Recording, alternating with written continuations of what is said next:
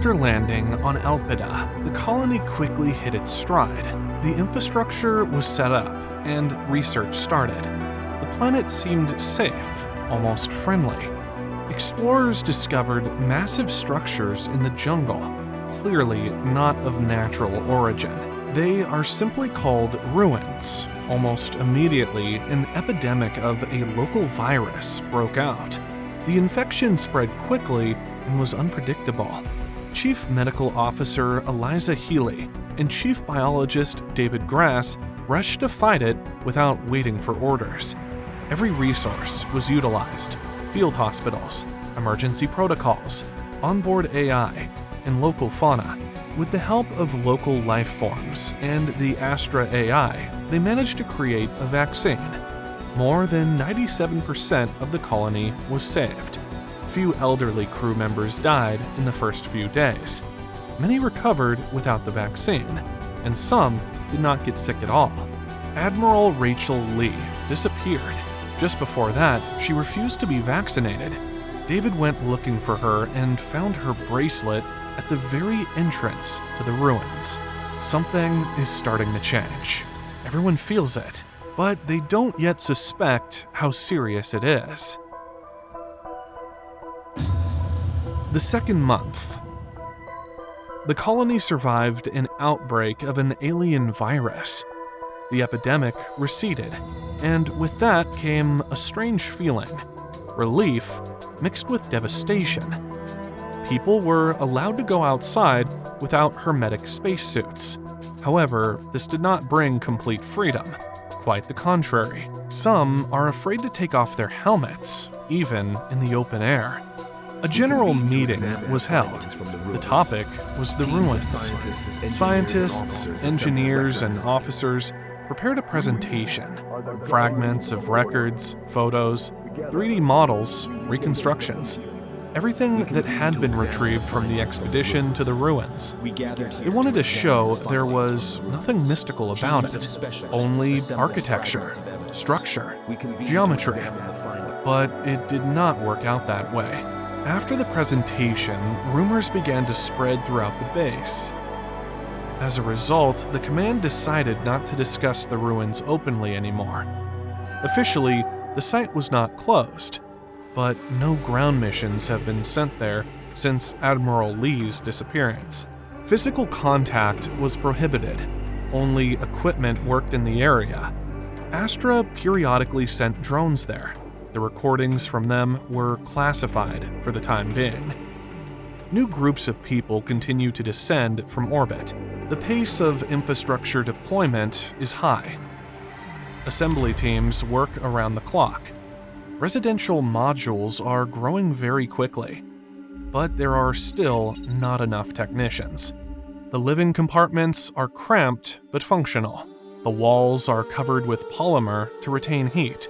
The climate in the colony landing zone is similar to that on Earth, temperate and comfortable. Engineers and agronomists made their first attempts to grow something edible in the local soil. Seedlings sprout, but they grow slowly. Sometimes the plants seem to be afraid of the light and shed their shoots. Experts call this phenomenon unpredictable photosensitivity. The local jungle remains mesmerizing. Giant trees over 100 meters high, leaves of strange, truly alien shapes. Dark purple with blue glowing veins. It's beautiful, but absolutely inedible. In the first place, biologists study samples that do not show immediate toxicity. Some of them resemble fruits from Earth in appearance, but inside they have completely different chemistry. Even the texture of the pulp is unusual. Sometimes it is rubbery, sometimes it resembles wax, and sometimes it crumbles away like ash. Initial tests show that they are not poisonous, nor are they suitable for consumption, at least not yet. There are too many unknown compounds and too many strange reactions. The onboard AI Astra does not approve the consumption of any samples. It feels as if the flora itself is aware that it is being studied. Several times, the collected samples were found to have dried out or completely crumbled into dust by morning, as if protecting themselves. One of the agronomists noticed that a local plant in the isolation unit suppressed its bioluminescence when a person was nearby. As soon as the person walked away, the glow would return. It did not react to the camera recording. It was as if it sensed the presence and tried to disguise itself. Some believe that local plants may be not just living, but sensitive to observation. One of the records shows sprouts in a greenhouse slowly turning toward a technician speaking, not toward sound or a light source, but specifically toward the voice, not synthesized, not played over speakers, but live. Attempts to artificially reproduce the effect failed. There was no reaction when the record was played back. Some researchers believe that plants can sense the presence of a human and even show interest. One of the agronomists noted in a report, "It feels as though they are listening. However, not to all of us, only to certain individuals." Admiral Rachel Lee remains missing. Only her bracelet was found at the site of her disappearance. It is currently kept by the chief biologist, David Grass. The 4th month on Elpida. There have been no new cases of infection for over 30 days. The daily medical reports reveal no complications or relapses. Psychologists' reports note increased anxiety, declining social activity, and outbreaks of aggression in everyday situations. People began to avoid each other. In common areas, there is a tense silence. Conversations are rare and cautious. When conducting interviews, most participants avoid direct statements. Answers are fragmentary or evasive. Eliza Healy notices a pattern. Those who weren't infected start to fear and avoid those who were. People don't talk about it directly. But Eliza and psychologists see it. Healy realizes that the virus has affected the behavior of those who were infected.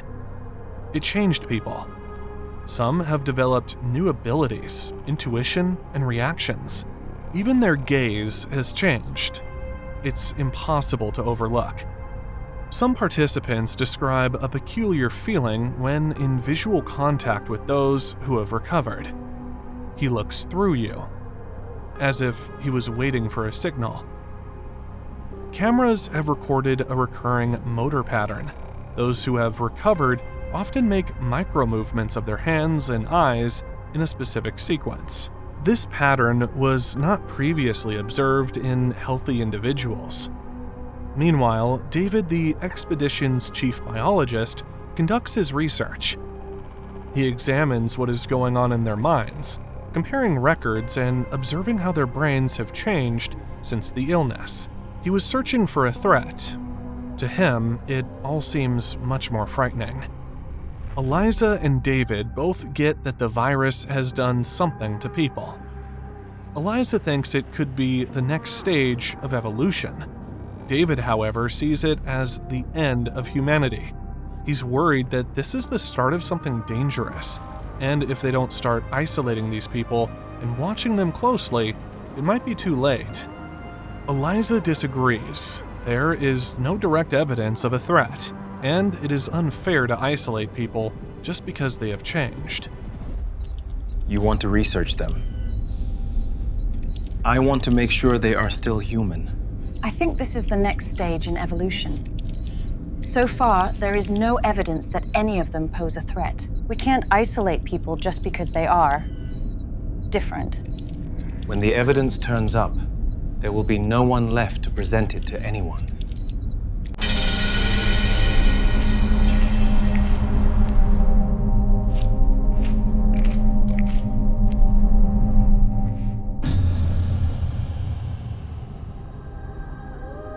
Eliza looks at the map, trying for the 1000th time to comprehend this strange world.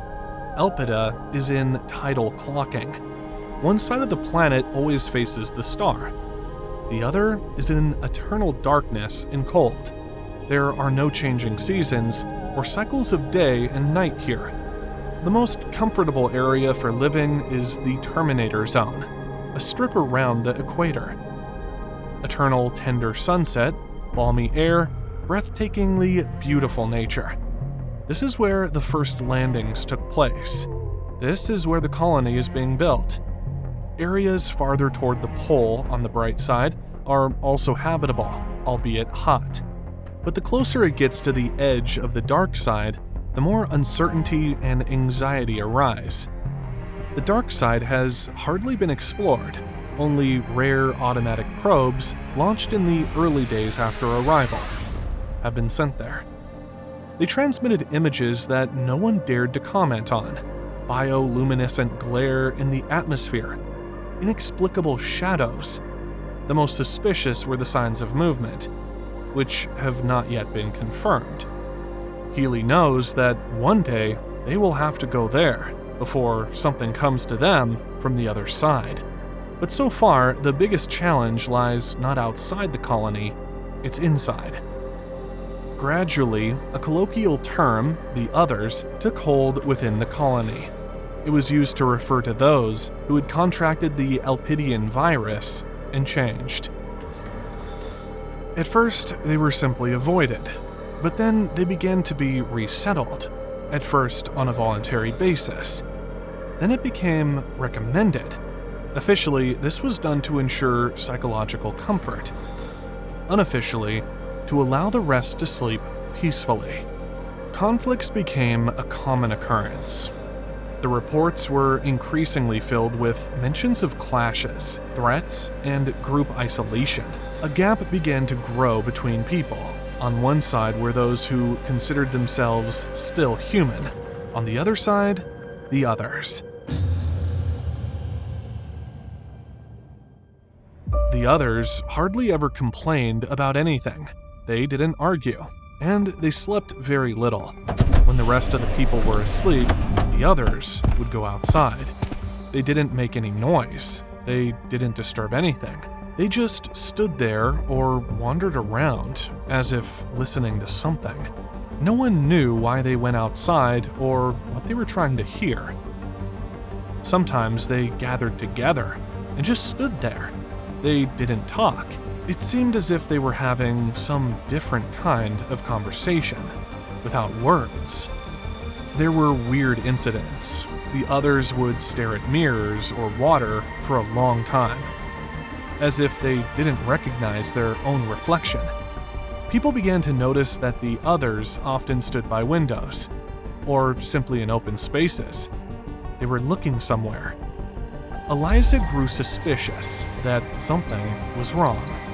She studied the surveillance camera footage, hundreds of scenes, different days, different people, different locations. She plotted the directions of these gazes on a map. The lines converged at one point, toward the center, toward a place no one wanted to recall, toward the ruins. When Eliza showed David the map and her notes, he said nothing.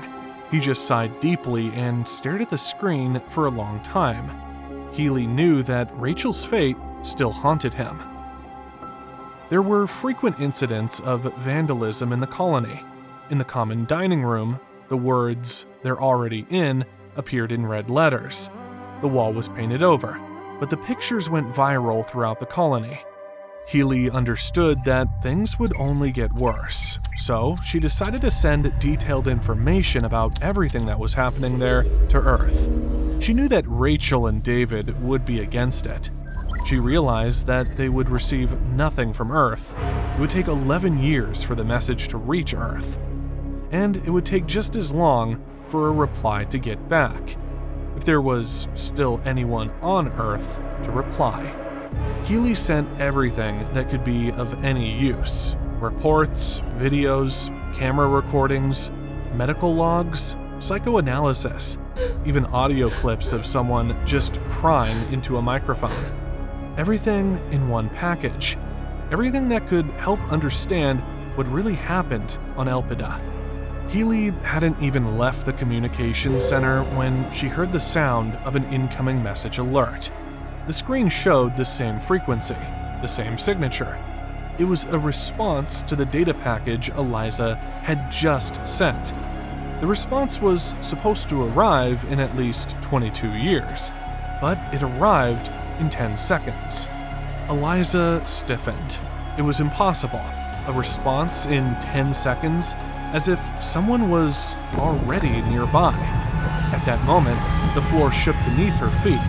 It was as if a faint but distinct rumble came from the depths of the planet. Astra reported. A sharp change in electromagnetic radiation has been detected in the area of the central object in the ruins. As if something had been turned on.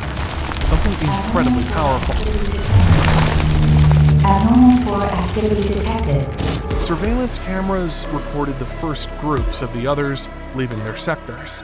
They walked silently, one after another. Some lingered at the doorway. They stood there for half a minute, as if catching an indistinct signal. And then they left, all at the same pace. They all headed in the same direction, into the forest. Beyond the forest, above the ruins, a bluish glow appeared.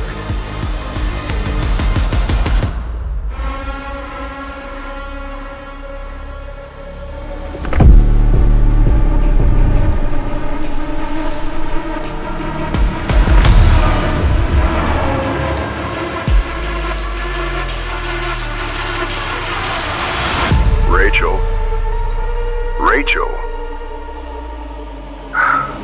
How many are you? Enough. We're already inside.